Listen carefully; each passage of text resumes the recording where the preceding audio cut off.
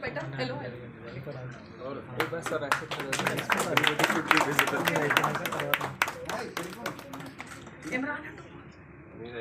Wait. Sir, please.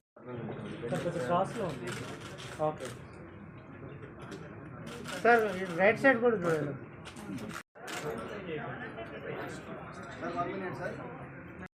Good afternoon, Kushima.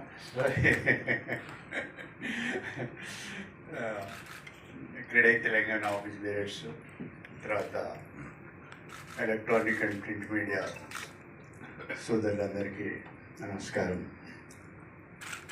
So మీ అందరికి తెలుసు, CREDAI Telangana every 2 years ఒకసారి మనము స్టేట్ కాన్ కండక్ట్ చేసుకుంటాము.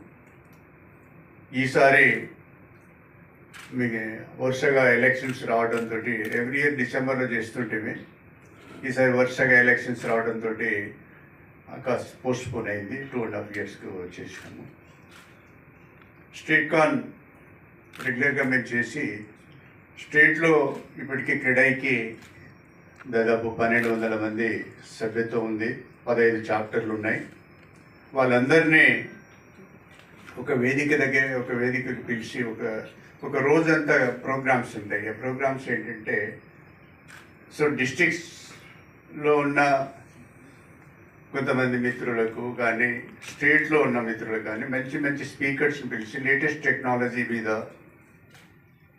కొన్ని డిబేట్స్, కొన్ని సెషన్స్ కండక్ట్ చేసి నాలెడ్జ్ షేర్, అంటే మా క్రెడై మెంబర్స్ అందరికీ నాలెడ్జ్ షేర్ చేయడం కొరకు మేము మేజర్గా ఈ స్టేట్ కాన్స్ కండక్ట్ చేయడం జరుగుతుంది.